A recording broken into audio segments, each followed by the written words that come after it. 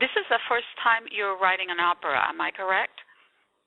Yes, yeah. Okay. Yeah, it's actually, yes, it is the first official opera. I've been working on another opera, as a matter of fact, with another Peruvian composer. I don't know if you know her. She's Peruvian-American. Her name is Gabriela Lina Frank. Why does that ring a bell? Yeah. I think I've heard about her. Yes, I have. I think Miguel might have been involved with some of the stuff she was doing at some point. And either through Jimmy or Miguel, I think I've heard about her. Yeah, she's very interesting. She's a really wonderful composer. So we've been working on before I started working on Bel Canto, I was working on another opera, and we haven't finished it actually because that project got postponed. But I was working on an opera that has to do with Diego Rivera and Frida Kahlo. Oh, okay. Okay, that ought to be very interesting. There's certainly more than enough material there for a dramatic work. Jimmy told me a little bit about how everything came to be. I mean, I've been talking to him since the inception of this project. We started 5 years ago. I actually, you probably don't remember, but you and I met when I was there for the press conference in Chicago the very first time. It was just passing by. I think when we were all leaving briefly, and Jimmy was with Helen, and I think you guys were sitting together. So we just said hello, and then I left. Okay. What was your process in taking a book, a novel, to the stage in this way? Well, I had to reread the novel to begin with, and had to choose what I felt were dramatic moments in the novel that I felt could actually be adapted to the stage, to an opera. And so I really had to weed out a lot of the language that Anne Patchett provides us with. I had a lot of conversations with Jimmy, and Jimmy felt that we had to be a little bit more truer to the situation, and perhaps not be as playful as Anne Patchett is able to be in a work of nonfiction, which is a novel. I think, and one of the reasons is that with a novel lives in a person's mind, but when you're dealing with the third dimension, which is the stage, reality becomes a more tangible, it's more reality, it's real. And so we felt that we had to honor the actual event and the seriousness of it, and but also incorporate the fictional aspect of Anne Patchett's novel. So Jimmy gave me a 2 or 3 books to read so I could acquaint myself a little bit more with the actual situation at the embassy, and of course I did some research too through the internet, and so we also felt it was very important to maintain the tension of the piece, the dramatic tension. After all, we are writing an opera. And if I were to write also a play of the situation, I would do the same. And theater, plays, and operas are far from each other. You really need dramatic tension. Correct. So basically, we went back to the actual event and, try to flesh it out a little bit more. Mhm. And I think that was really good. It offered Jimmy a lot of colors to work with in terms of creating a strong chorus, creating, dynamic, dynamic music for the opera, and of course moments for the chorus, true also, and I had to keep in mind when I was writing the libretto that, I'm serving an art form. I'm serving music, and music has to constantly be moving, and plays too, mind you. But more, I think opera is whenever you're dealing with music, is a little bit more demanding, in terms of keeping a certain kind of fluidity and keeping the action flowing. Mm-hmm. There's also that direct relationship between the word and the note that is being sang, and how that affects vocal register, how that affects the setting of a phrase. How did you deal with that? Did you guys develop the pieces together, or did Jimmy write the music and then you wrote the word, or was it the other way around, or mixed? No. I wrote the word, and Jimmy was inspired by the word. Okay. By the way, I was making things land, and I didn't. I really. It was more like prose. It was not meter or anything of that nature. It was freer in style, and but he thought that gave him inspiration, gave him enough material for him to go in different directions with the music. And of course, then, what's really interesting that which is fascinating to me as a playwright and as a librettist, because, a composer takes the word and he might just stay with one word and elongate it, or, break the word and stay with the first part of the first part of the word for a longer period of time and sustain it, which is something very beautiful that you can do with music and the voice of a singer, but you cannot do that on the stage for theater. I mean, an actor sometimes, might have a moment when an actor shouts something, but it's. I think we abide more to a naturalistic and realistic language than with opera, where you can take a phrase and repeat it over and over again, which gives yeah, go ahead. No, it gives the whole work the dimension, a different dimension, of course, and almost an additional music, tool right? for delivery, right? Yeah, completely, yes, and almost, and also the way you would think that repetition too, Correct. Of course, and the way you will color it, and with the voice. So, to me, it's fascinating. It really, and I love it. Working with Jimmy has been incredible. What he's done with material I gave him, and how he really elevated it at one other level of theatricality, of how can I say, of the world of music, which is it's a higher force. Yes, very intense, very profound. He did mention from the first time we spoke 5 years ago that you guys had an excellent chemistry working together.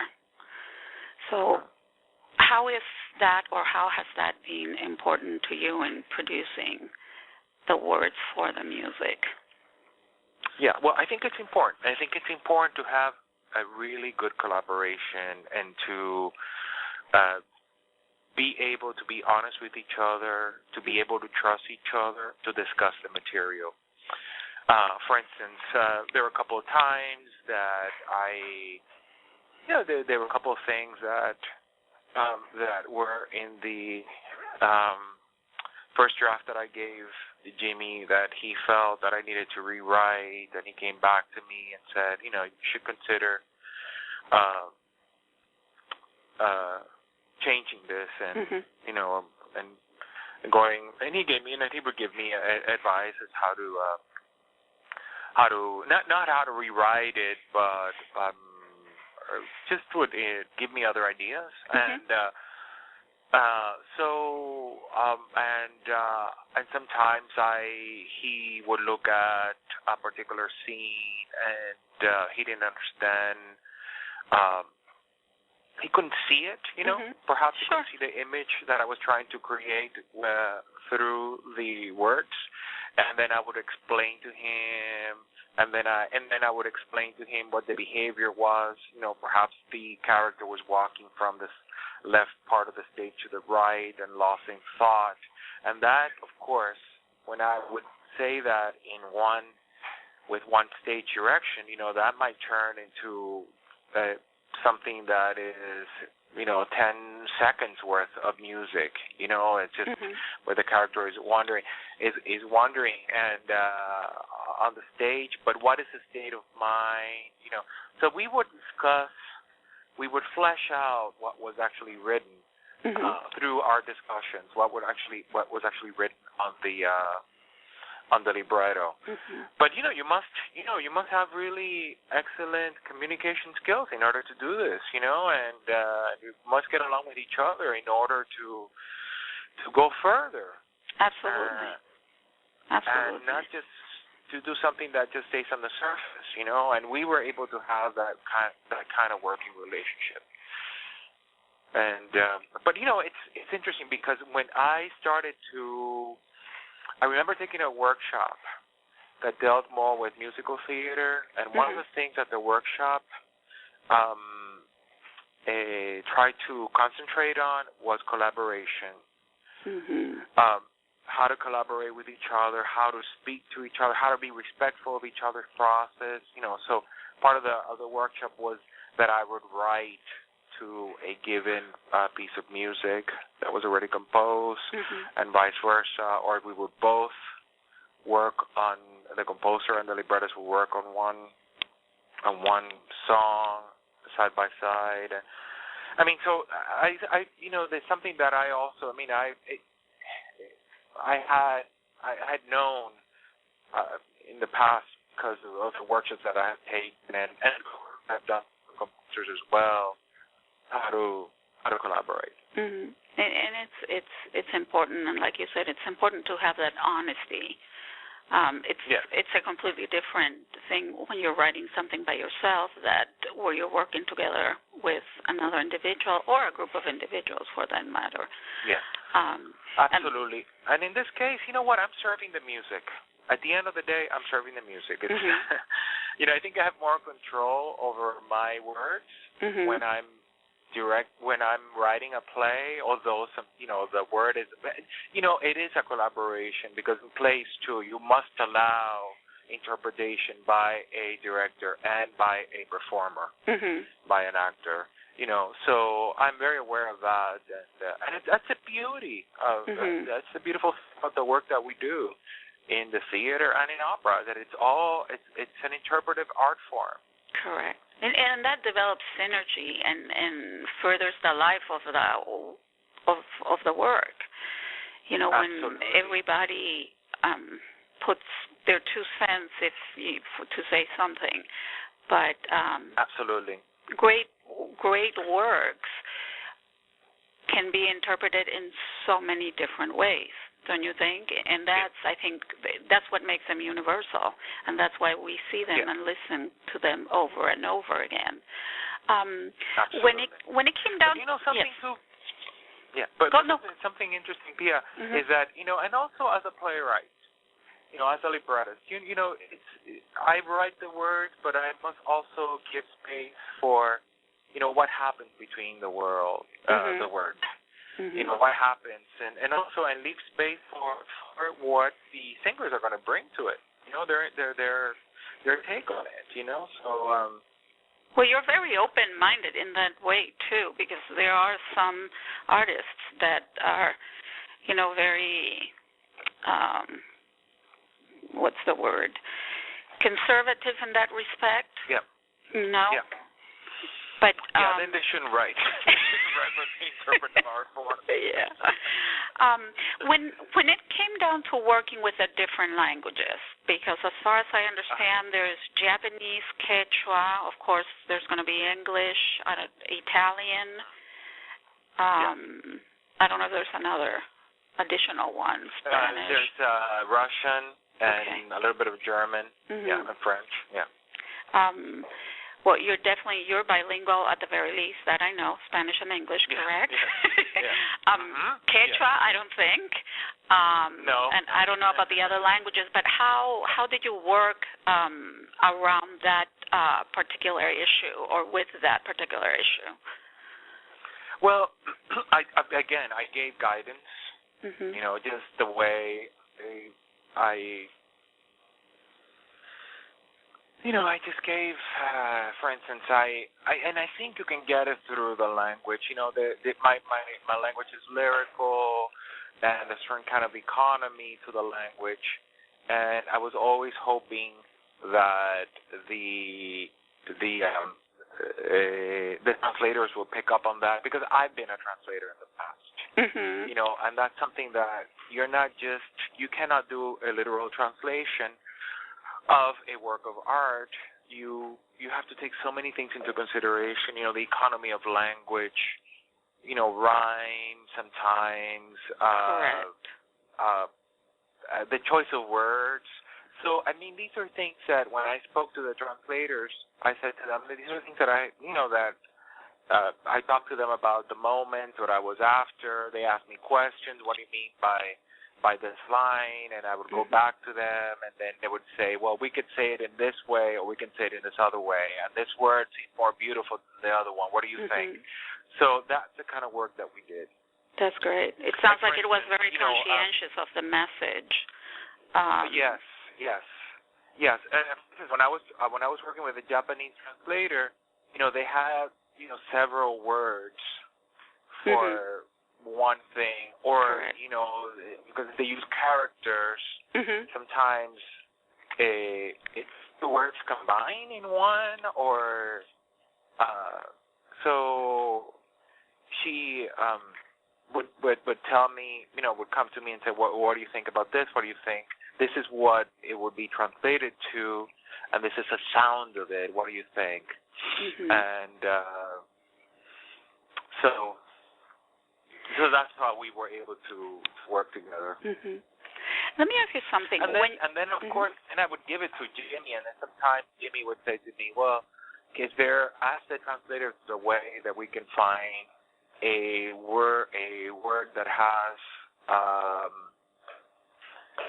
that is less long, that has that have many syllables, so he would also come back to me. But you were going to ask me something.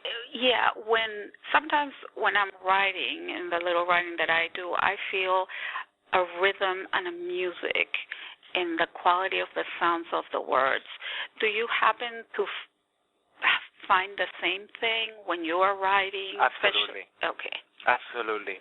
I think that, as a matter of fact, there's that kind of cadence. Correct. Sometimes I'm very aware of that, of rhythm in the writing, when I'm writing for theater, but also when I'm writing for opera too. Is how is that, how the words are going to land, and how they're going to take flight, and the unification of the words as well, and the music. Yes, I'm very aware of that. And very aware of tempo as well as I'm writing. I think a writer has to. I think a writer that has no sense of rhythm should not be writing literature, to be honest with you. I think Well, it definitely contributes to taking, bringing alive the moment and taking it to wherever it is that you want to take it. Don't you think? Mm-hmm. Absolutely. And the last thing I wanted to ask you, which I'm pretty sure, everybody's asking you right now, with everything that's going on in the world, and because this work the theme of the work has been such a sensitive issue. It was in Peru. As a matter of fact, when I was trying to write the first article, I actually could not get it published, even though it had been approved already, because of the theme. And now with everything that is going on, it could touch sensitivities in a positive way or in a negative way. Have you had any feedback to that respect? What are your thoughts on the matter? Well, I think it's important. I think it's important to look at the piece and to look at the characters, which is what I did, and not to judge them in any way, because a lot of the characters in Bel Canto, or a lot of the people who go into that kind of violent existence of terrorism go with a fixed idea. There's only one thing in their mind. It's to get something from someone else, right? And it's very fixed sometimes. And what is interesting about Bel Canto is that all of a sudden, these terrorists who take over the embassy, at one time, they also realize that they're trapped as much as the hostages are trapped. Because you have to remember that they were surrounded by the National Guards. Correct. And but also, and in that moment, also when they're trapped and they get to live side by side with the people who not perhaps were the enemy, but were their target. And and they are living with them for basically 3 months, and they get to know each other. And it's really interesting in Bel Canto how you see a lot of them change their perspective. And I think it's very important I think it's very important to have this work at this moment in time, because it gives perhaps, if there's someone who is in the audience who's considering to lead that kind of life, to go into an act of violence such as terrorism, that they should really reconsider their ideas or their actions, or their plan of action, because it really. There's two sides to the story, and we should never let ourselves be just lost or limited impulsive. in one side. Limited in one side, absolutely. And also because there are consequences, and we're talking about the lives of other people. I mean, these people get to live with each other in our opera. They get to live with each other for 3 months, and they discover each other's beauty too, the beauty of existence, the beauty of who they are as individuals, not as a group of people, not as a class, a social people from a certain social class, but as individuals. And I think it's important to really look at the individual and to really meditate before doing something like that. And I'm sure if they take a breath, and if they have a moment to study the other, to spend some time with the other, I don't think it will drive them to those extremes. That's an excellent point. That really, really is an excellent point. Yet we tend to always condemn that which we really don't understand because of the fear of the unknown. And when I read the book, and talking to Jimmy, and when I talked to Renee Fleming during the press conference, the book is really about the transformative power of music. As cliche as that might sound at a point, as a musician, I indeed have experienced that, and as a vocal coach, many times throughout life. So would you say it's, it's at the core of everything? Yes, absolutely. I mean, I tell you, for instance, I love, at this point I love right now in the cinema is Iranian films. I love Iranian films, and I feel this enormous love for Iranian people because of the movies that I've seen, because of the sensibility of the cinematographers that are showing me the humanity in Iranian people. Now, when sometimes I would read the newspaper and I would get an article like all the awful things that are happening, in terms of, Iran building a nuclear weapons, or it's, to me, I'm just seeing those headlines instead of looking at a face and looking at a human being. So what's beautiful about a work of art, that all of a sudden here's a group of people that I thought were enemies, and all of a sudden, I see them in a totally different light, and so I think it's important, and I think that's what art should always be doing, is to have a check and balance in the world. Food for thought. Food for thought, absolutely. We question things. We interrogate. We have to. You might not have answers, but I think as long as you question, it's a good thing. To have the option to question. And that's the basis of our society in the States. It's not only our liberty, but it's our responsibility. It's our responsibility. You're absolutely right. And it's a beautiful thing, which we have to respect. And that we sometimes take for granted.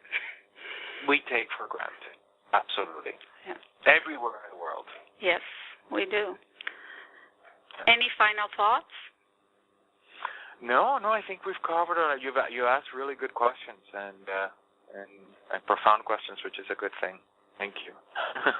Thank you for your time, Nilo.